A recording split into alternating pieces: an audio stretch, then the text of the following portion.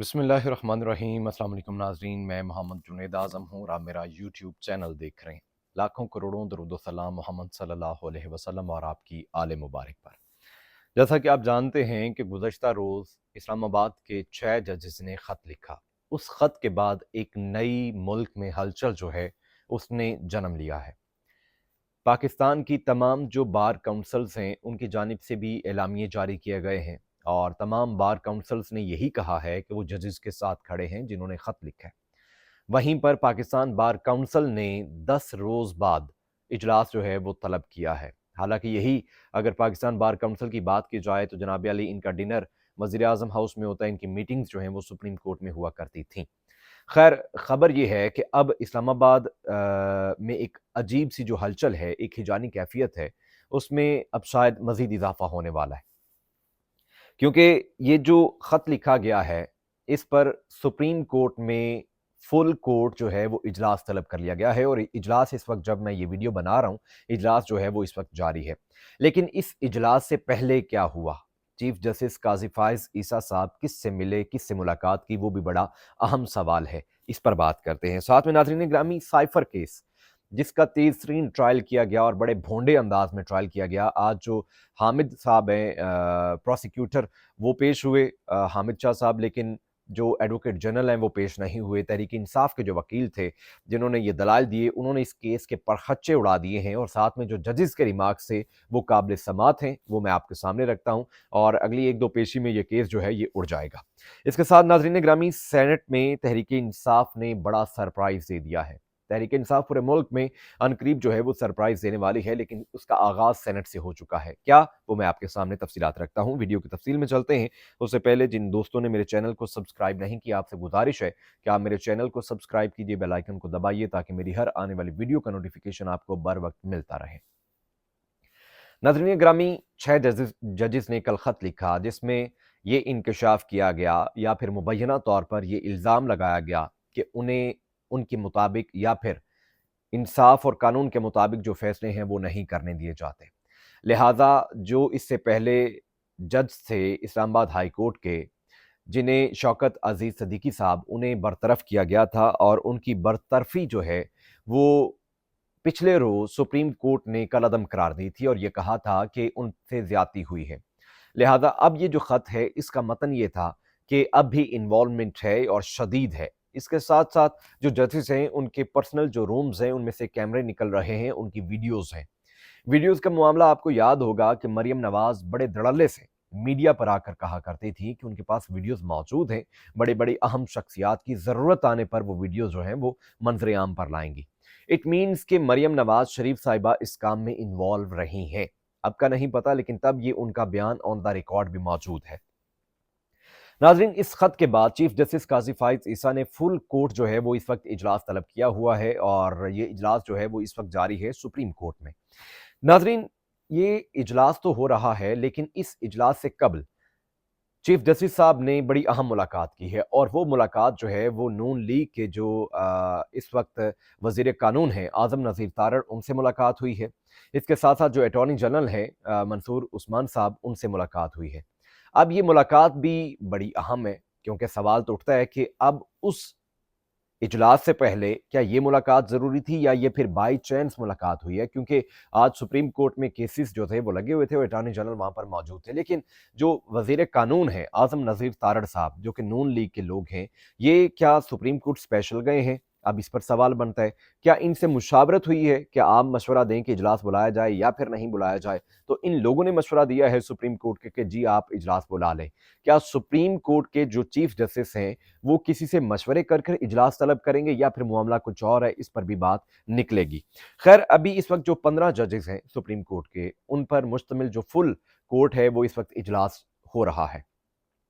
گزشتہ روز جو اجلاس ہوا تھا اس میں چیف جسٹس کی اجلاسی وہ میٹنگ تھی جس میں اسلام آباد ہائی کورٹ کے چیف جسٹس کو بلایا گیا، چیف جسٹس سپریم کورٹ کی جانب سے۔ اس ملاقات میں چیف جسٹس کی بیگم بھی موجود تھی، لیکن اب اس اجلاس کے بعد جو ہے وہ اعلامیہ جاری ہوگا کہ سپریم جوڈیشل کاؤنسل کیا کارروائی کرتی ہے، کیا جو خط لکھا گیا ہے اس پر کارروائی ہوگی یا پھر جنہوں نے خط لکھا ہے ان پر کارروائی کروائی جائے گی، کیونکہ بہت سارے حلقے جو ہیں وہ یہ کہہ رہے ہیں کہ سپریم کورٹ نے جو خط لکھا ہے سپریم جوڈیشل کونسل کو، ان کا تو اختیار ہی نہیں ہے کہ وہ اداروں کی تحقیقات کریں یا پھر ایجنسیز کے بارے میں وہ بات کریں۔ بھائی جان، اسپیسیفکلی ان کا یہی ادارہ ہے ججز کا کہ اگر ان میں کوئی ایشو ہے تو یہ اپنے سپریم جوڈیشل کونسل سے بات کریں گے۔ اب سپریم جوڈیشل کونسل کی ثوابدید ہے کہ وہ کیسے اس ادارے کے سربراہ سے بات کرتے ہیں، یا پھر کسی بھی ادارے کا کسی کے بھی خلاف کوئی ایسی بات ہے تو اس سے کیسے کانٹیکٹ کرتے ہیں۔ لہٰذا یہ بھونڈے طریقے سے جو یہ معاملہ ہے سارا، اسے مزید جو ہے وہ بگاڑنے کی کوشش کی جا رہی ہے کہ یہ تحریک انصاف کا ایک بیانیہ سیٹ کرنے کے لیے کیا گیا ہے۔ حالانکہ ان ججز نے جن کے بارے میں یہ کہا جاتا ہے، مریم نواز اور کیپٹن ریٹائرڈ صفدر کے بارے میں بھی انہوں نے فیصلے دیے اور انہیں بری کیا ہے۔ اگر ایسی باتیں ہیں تو پھر ان کے بارے میں بھی لکھا جائے کہ جناب علی جو نون لیگ کے فیصلوں میں انہوں نے بری انہیں کیا ہے وہ کیوں کیا گیا ہے۔ لہٰذا اب یہ صرف اور صرف ایک قسم کا دوسرا اس کے مقابلے میں بیانیہ تشکیل دینے کی کوشش کی جا رہی ہے کہ جناب علی یہ سارے کے سارے جو جج ہیں ان کا پتہ چل گیا ہے کہ ان کا جھکاؤ کس طرف ہے۔ وہیں پر ناظرین گرامی، دوسری جانب آج سائفر کیس جو ہے وہ تو تقریباً تہس نہس ہو گیا ہے، کیونکہ خوفناک دلائل اس پر دیے گئے ہیں۔ عمران خان پر سائفر سیکیورٹی سسٹم جو ہے وہ کمپرومائز کرنے کا الزام لگایا گیا، لیکن حقیقت یہ ہے کہ سائفر سیکیورٹی سسٹم تو محفوظ ہے ہی نہیں۔ اب انہوں نے خود پروسیکیوشن شروع کی ہے تو انہیں سننا پڑے گا۔ پروسیکیوشن کے گواہ کی دستاویز کے مطابق سائفر کی کاپی 5 نہیں بلکہ 9 لوگوں کو بھیجی گئی تھی۔ یہ ہے ان کا cipher security system. Imran Khan کے وکیل سلمان صفدر نے یہ دلائل دیے ہیں۔ بات صرف اتنی نہیں، آگے سنیے، جس پر چیف جسٹس نے استفسار کیا، کیا اس کیس کی کارروائی عدالتی وقت کے بعد شام تک بھی ہوتی رہی ہے؟ جی بالکل، رات 9 بجے تک بھی سماعت چلتی رہی ہے، وکیل نے جواب دیا۔ کیا رات 9 بجے کی عدالتی کارروائی کو کسی آرڈر میں لکھا گیا ہے؟ چیف جسٹس نے استفسار کیا۔ نہیں، کسی عدالتی آرڈر میں نہیں لکھا گیا، وکیل سلمان صفدر۔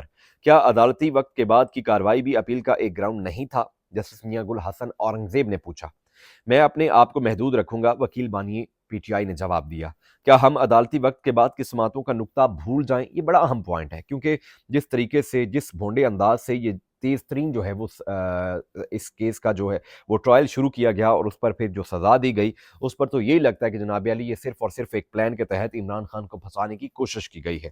ناظرین گرامی، اب جو معاملہ ہے سائفر کی کاپی کا، کہ جو تفتیشی افسر تھا اس کے پاس سائفر کی کاپی ہی موجود نہیں تھی۔ اب سوال تو بنتا ہے کہ جب تفتیشی افسر کے پاس سائفر کی کاپی ہی موجود نہیں ہے تو اس نے پھر یہ تفتیش کیسے کی؟ اسے کیسے پتا کہ سائفر میں کیا لکھا ہوا تھا، کیا بریچ کیا گیا ہے، کیا جو ہے وہ کوڈ تبدیل کیا گیا ہے جس کا نقصان پاکستان کو ہوا ہے؟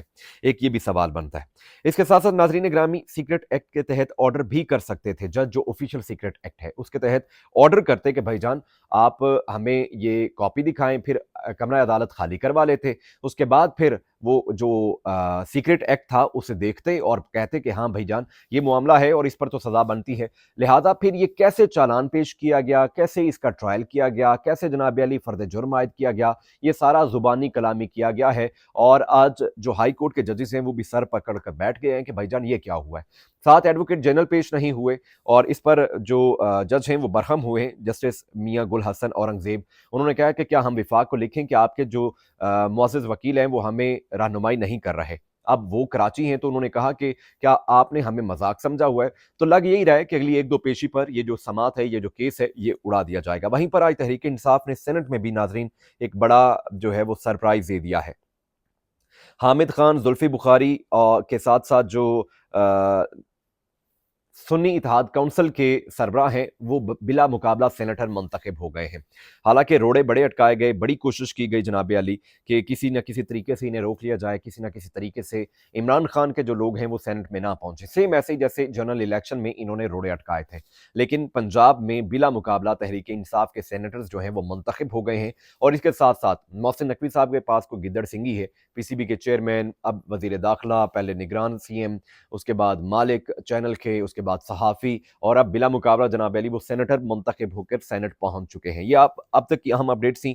اب اس سارے پر ہونا کیا ہے، وقت اس کا بہتر تعین کرے گا۔ انشاءاللہ اگلی ویڈیو میں آپ سے ملاقات کروں گا، تب تک کے لیے اجازت دیجیے، اللہ نگہبان۔